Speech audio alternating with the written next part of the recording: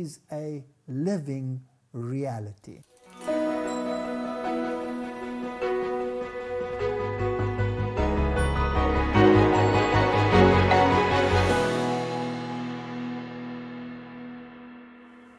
I remember the day as if it was yesterday, when I sat in that Roman Catholic church waiting for a priest to come and absolve me from my sins.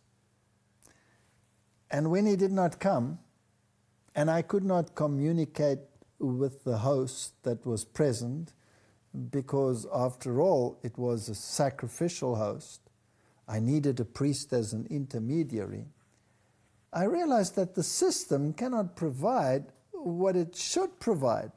And therefore, to me, it became farcical. And I said a prayer, half in desperation. And I said, God, if you do exist, reveal yourself to me. And then I went home, absolutely determined to return to my atheism and to leave religion and all its manifestations behind me. And when I came home and I was looking for something, and I found this little document which says that Rome had changed the commandments of God.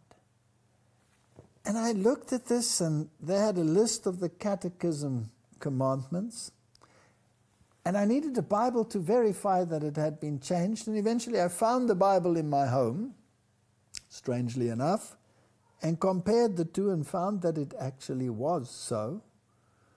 And then had a Bible study on this issue and on Daniel chapter 7, and discovered that yes, indeed, man had manipulated God's law. The audacity of it to supersede God in power and authority. And this started my search.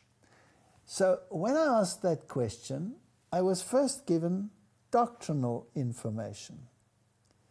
And then, of course, the manifestations in my home, because I had been involved in occultism, and how God resolved those, and how He led me from one incident to another. When I had a particular problem about some geological or biological criterion which seemed to contradict what the Bible was teaching, I would always find exactly the right book in the library at exactly the right time to make me think about these issues on another level. And how God dealt with us over the years. When we had nothing, how He provided for us.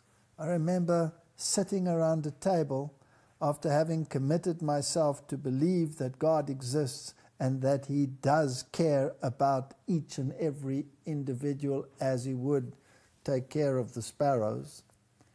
And there was no food on the table, and we sat down as a family, and the children were looking at me with these big eyes, and I said, let's say a prayer.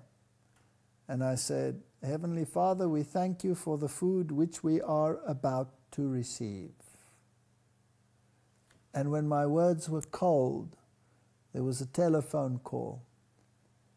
And the lady on the other side said, have you been to your front door?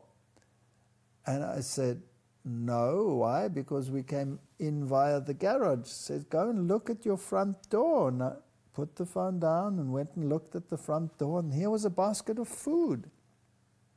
I opened the front door, carried this basket of food in, which some kind people had donated, and put it on the table, and all of us had a wonderful meal.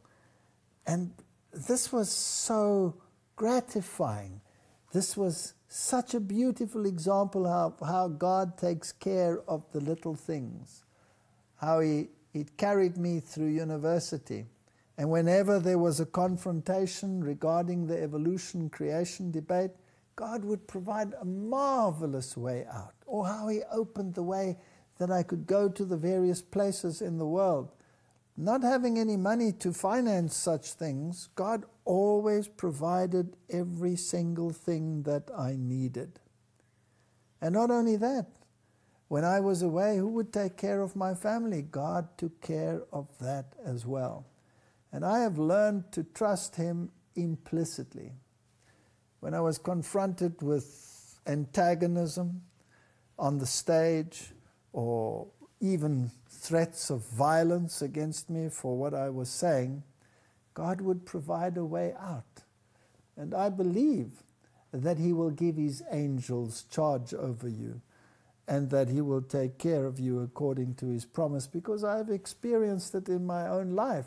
To me, God is a living reality.